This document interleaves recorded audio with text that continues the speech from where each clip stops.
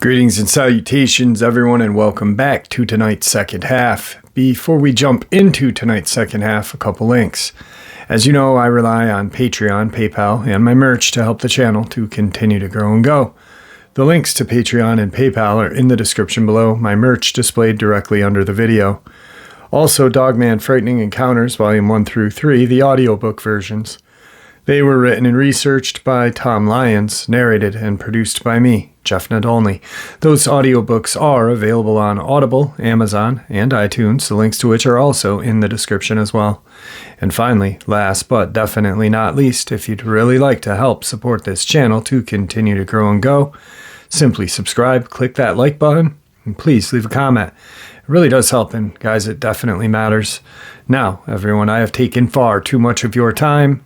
Let's get on with tonight's second half, shall we? In tonight's second half, what happens when a creature, an apex predator, messes with some good old boys' pet dog? Let's get into it. This happened when I was 22, so 2 years ago. For the past 5 or 6 years, I've only had 2 friends who stuck with me through everything. We all live within 5 minutes of each other in a rural area of southwest Ohio, specifically in the hills of the Ohio River Valley.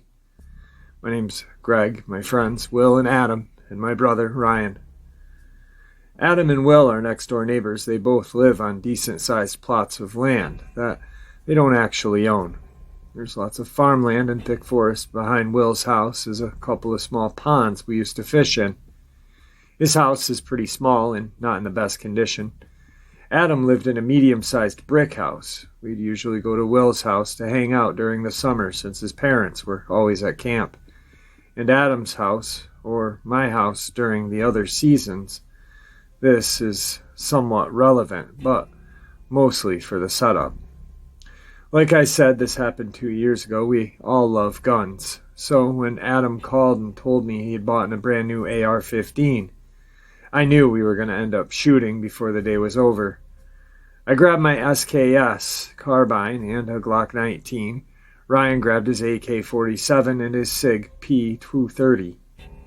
And we got in my Jeep and drove over to Adam's house. It was still early, about 3 in the afternoon. Less than 5 minutes after we had pulled in, a black Chevy Impala pulled in the driveway, heralding Will's arrival. He brought his AR-15 and his Beretta M9.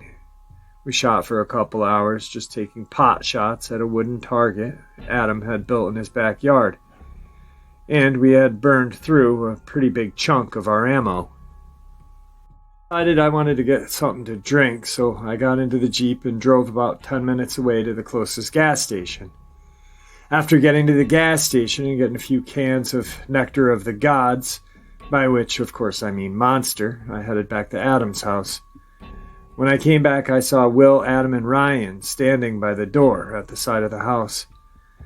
Adam had a very uneasy look on his face. I got out of the Jeep and walked over and asked what was going on. We heard some weird sounds in the woods a few minutes ago. Will told me. I asked what he was talking about and what he meant by weird sounds. He began to explain. We heard some sort of loud vocalization that sounded like a mix between a coyote's yelping and a howl. None of us had any idea what could have been, so we decided to forget about it. We went inside and decided to play some games. After a few hours, I became bored and started browsing 4chan on my phone and lost track of time, but it was getting pretty late. Will had walked outside to have a cigarette. Adam was in the bathroom, and Ryan's girlfriend came and picked him up. Adam's dog started to bark all of a sudden and startled me. I heard Will come back inside the house rather quickly. I asked what was going on and if something was wrong. "Step outside and check for yourself," he told me. I stepped outside, curious about what the dogs were barking at. And the second I opened the door, the smell hit me. It was the worst smell I had ever smelled in my entire life. Imagine the smell of wet dog, the smell of dead deer rotting in the sun, and the smell of a landfill. That's the best and only way I can describe it. Repulsed by the smell, I went back inside and told Will, "I can see why you came in so quickly." The dogs were still barking, and they seemed to be getting more aggressive. Adam finally came out of the bathroom, wondering what the commotion was. Will explained the smell, and Adam seemed more curious than anything. He was also angry about the prospect of someone trespassing. He grabbed his AR-15 and his 1911 and walked outside and looked around. He told us to stay inside until he got back. Not thinking much of it, we agreed and began browsing 4chan again. I was startled when I heard the sound of a dog yelp, followed by 5 gunshots in rapid succession. A couple minutes later, Adam busted through the door. "Get your friggin' guns," he said in a panicked voice. "Some tall dude in a ghillie suit just killed one of my dogs." We grabbed our guns and followed him outside, staying close the entire time. Sure enough, in the backyard, we found one of his dogs dead. The throat was ripped out. This wasn't a small dog either. It's a large poodle mix of some kind, one of those really big ones. Close by, we saw the other dog cowering in its doghouse. The cows in the pasture on the other side of the road were mooing, as if they were afraid and agitated. I asked Adam to explain what was going on, and he told me.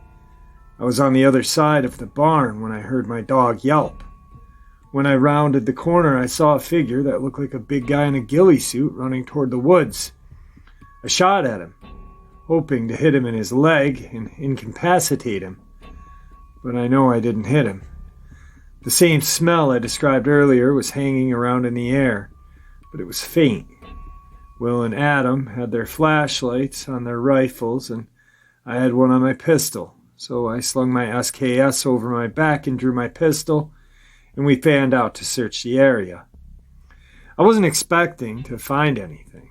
I could see Will heading to the other edge of the property, and Adam was moving toward the cow pasture. I headed back toward the barn, and as I started to step in, I lit a cigarette. I felt raindrops start to hit me, so I stepped into the barn to smoke. I stood there for less than a minute when I heard another gunshot.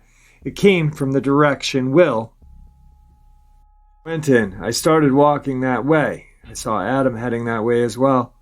While we were making our way over, Will fired 3 more shots. "What the hell are you shooting at?" Adam asked. I saw the dude, but Will's voice was shaky and hushed. It didn't look like a guy. Will took a heavy gulp and continued to explain. It looked like a big dog or a wolf. I could clearly see its muzzle and ears. I saw it standing behind some bushes, but it had to have been standing on its hind legs. He stopped, pulled out a cigarette, his hand shaking, but still managed to light it. I sized it up using the nearby tree, and it had to have been over 6 feet. "What are you even talking about, you schizo?" Adam asked. "You know there aren't any wolves anywhere nearby, and the coyotes don't get that big. You think a coyote would have had the guts to come up and rip my dog's throat out too? We've got to be dealing with some pelt-wearing hermit strung out on meth or something," I chimed in. The tree that Will was talking about was about 350 feet away, so we all walked over to see what he was talking about. The rain started picking up, and the wind was getting strong as well. A clap of thunder put us all on edge. Sure enough, once we reached the tree, a large maple, the branch he used to determine the size, was close to 8 feet off the ground by our estimate. We decided to put the other dog in the garage and to keep it safe from whoever or whatever was messing with us. This dog was inside a small kennel, but if you live in a rural area, you know a junkie always finds a way to break into places they aren't wanted. Adam unlocked the kennel. She followed Adam to the garage and went right inside. Adam locked the door, and we ran back into the house. "So should we just leave? We can crash at Greg's house until morning," Will said. I reminded him that Ryan and his girlfriend were there. His face instantly shifted to that of disgust. We all hated Ryan's girlfriend because she was not the kindest person, if you catch my meaning. None of us wanted to deal with her, so we unanimously decided just to hunker down with our guns and stay awake for shifts. It was past midnight at this point. I volunteered to take the first shift from midnight to 2 a.m. Will and Adam passed out. I sat there watching out the window. I became bored after my adrenaline wore off. I reached into my backpack and pulled out a finely crafted cigar. I stepped out on the back porch, lit my stogie, and began to smoke and unwind. I stood there for about 10 minutes when I heard the cows start to make a lot of noise again, and I could hear the other dog barking aggressively inside the garage. I became on edge again, and I sat my cigar in the ashtray. I unslung my rifle and held it with the safety off. It's sure not to stray too far out of the porch light, but I got far enough into the field to see movement in the tree line. I couldn't see what it was, but in the gap of the trees and undergrowth, I saw a quick flash of a gray figure. I began feeling very uneasy, so I started backing to the house. I could hear rustling over the breeze. It sounded like it was moving toward me. I pointed my rifle in the direction. If you're not familiar with guns, the typical SKS has a 10-round fixed mag, which means it doesn't come out. I had 10 shots to defend myself before I would have to reach for my pistol if something were to happen. The rustling stopped. I still couldn't see anything. I was about halfway between the porch and the tree line. Time felt like it stopped. I felt like I was standing there for hours. I turned and ran, hearing something burst out from the undergrowth behind me. I reached the back door and threw the door open, struggling to catch my breath due to years of smoking. Will and Adam had woken up, and Will's shift started soon. I told them about what happened, and they told me to go lie down for a bit. And when I woke up, we would all sit up until sunrise. I lay down on the couch and managed to somehow doze off. I was awoken not long after by Will shaking me. "We gotta go now," he said in a panicked tone. "Adam went outside over a half an hour ago, and he's still not back." I was still half asleep, so it took a second to sink in. "Adam's gone?" I asked, trying to make sense of what I was hearing. I sat up and asked Will to explain what was going on. We heard the cows outside acting agitated, but then they started to sound like they were afraid, and some of them managed to trample through the fence. Adam went to see what scared them and told me if I wasn't back in 10 minutes to call the cops. I'm lacing up my boots. To hell with that. We gotta go. Adam's our brother. We can't just leave him out there. We gotta go find him. Agreeing without any hesitation, we grabbed our guns, my backpack with extra ammo. Will grabbed a machete. We walked out the door and locked it behind us. I could see the spot in the fence where the cows had broken through. We crossed the road and walked into the pasture. This pasture is huge. Part of it's just grass. It also has a small pond, but most of it's forest, flat forest, the kind with not much undergrowth and where the trees are spaced out. A great place for cattle and a great place to hunt as well. If I had to guess, I would say it's at least 200 acres. We used to hunt on this farm's land as well. He was leading the way when we heard a long string of rapid gunshots, followed by a short pause, followed by 9 more shots. It was clearly Adam emptying his rifle, grabbing his pistol, and emptying it as well. We sprinted in that way. Even though it sounded far off, we reached the wooded part of the property and started calling for A. We kept making our way in the direction we heard the shots come from. Panic began to set in each passing moment. Will was losing his cool, and I was definitely not far behind. Will suddenly fired off a shot and began sprinting. "There he is! That's got to be him!" He was yelling. I gave chase, but was having trouble keeping up.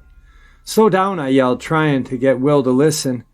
"We need to stick together or we're screwed." He didn't listen. His light was bobbing back and forth as he ran, and I continued to follow. I slipped in a mud puddle, at least I hope it was mud, and ate ground. I looked up and started trying to regain my bearings. When I looked up, I saw a silhouette. Standing about 50 feet away, it looked like a huge German Shepherd-type dog standing on its back legs. Its ears were up. I could see its muzzle as it was looking in a different direction. Looked up and saw that it didn't have front legs, but what looked like arms with hands and fingers tipped with claws. It seemed to be covered in gray matted fur, but what stood out the most to me was these piercing yellow eyes. I saw it run off in the direction that Will was going. I stood up as quick as I could and gave chase in that same direction. If Will is in danger, I had to do something to try to help. I ran and ran. I started to hear gunshots and eventually saw Will's light in the distance. He stopped shooting, and I saw the light point at the ground like he was reloading. I caught up and asked if he had seen it. I looked over and noticed Adam on the ground. His back was against this tree. I started to panic and asked if he was okay. "He's breathing, just unconscious," Will replied. "We've got to get him home." We both picked him up and slung the arm around our shoulders. We began to make our way back to the house, but we knew we were being watched, and even worse followed. We could hear it moving when we moved, and stopping when we stopped. I drew my pistol with my free hand and switched on the light attached to it. My eyes stung as sweat made its way inside.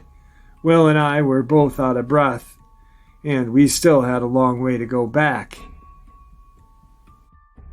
After walking for about 20 minutes, Adam woke up. We stopped and asked what happened. He began to explain what happened, but was cut off by the sound of a branch snapping. Will and I both trained our lights in the direction and saw the now familiar flash of gray just at the edge of the light. I turned in the direction and fired 3 shots. We heard a growl and the sound of something big running away from us. We took that opportunity and booked it. If I had to keep track of time and the direction as well as I thought, we should break out of these trees in about 10 minutes. And we'd be able to see the lights from the house. I was right, we broke through the tree line into the pasture. We felt like we were in the clear. We could see the light from the house.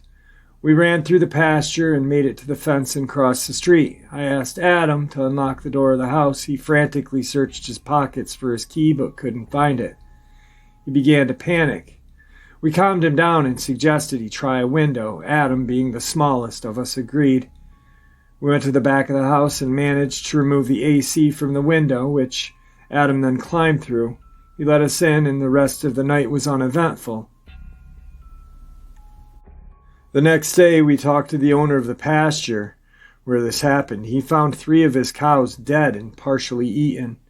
He also found a blood trail in the wooded area that led toward the house, and then the opposite direction to the edge of his property. He found Adam's keys on the ground where he had been knocked out, and we found him.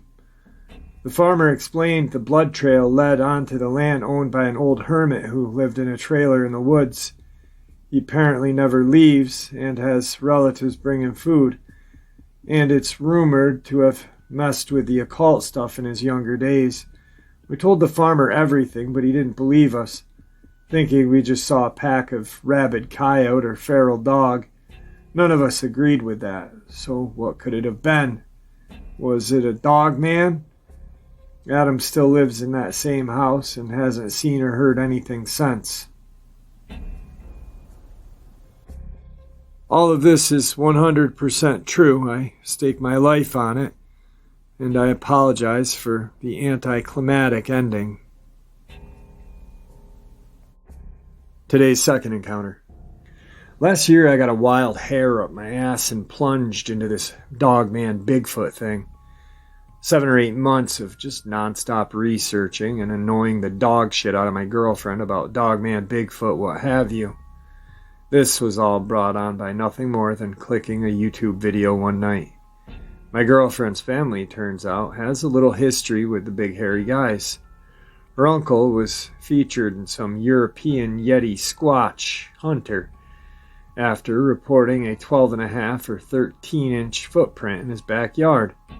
They all live out in the sticks of Virginia. And her brother says that he was out off-roading at night with a buddy in the back of his Jeep when that buddy shrieks and tumbles out of his Jeep. Her brother, driving, started to stop, and his buddy came hauling ass out of the dark, screaming, "Just drive," saying he saw some big-ass thing on 2 legs running toward the headlights of the Jeep. This guy swears whatever it was stood at least 8 or 9 feet. Girlfriend's brother never saw it, but he has been out in the woods at night and something huge, although he says they are built real thin-like and not hairy that he can ever see. Says he's seen these things 3 or 4 times, and from what he's found out, without a doubt are munching down on the local deer population. Fast forward about a month and a half from me hearing about this. It's Christmas Day. We're out at her family's Christmas dinner. Great food. People are cool. Sasquatch is far from my mind. And we head out about 5:45, 6 p.m.-ish. It's light out, but at the end of the day. And at the end of the driveway, I have to turn my headlights on, so it's just after sundown. 15, maybe 20 minutes into the drive back home, we're coming up on a medium left curve, and my headlights begin to light up the foot, then the leg, and then the back of this huge thing. I'm still reluctant to say whatever it is for sure. This thing was easily every bit 9 feet tall. The foot that was illuminated was atop of a double yellow line, and I'd say about half of the heel overhanging the yellow line. And on the other side, probably all its toes, maybe up to the ball of its foot, going past the side of the double yellow. It was crossing the road from my right toward the left and quick enough that my lights never hit its face, just kind of got its back and shoulder. The thing that made me really slam on my brakes was seeing whatever it was step from the double yellow line to the shoulder or ditch of the road in one stride. All right, guys, I hope you all enjoyed tonight's second half as much as I enjoyed sharing it with you. I'm hopefully going to get an interview up for tomorrow morning with a person who's had some very terrifying encounters. But I have had the worst headache for 4 days.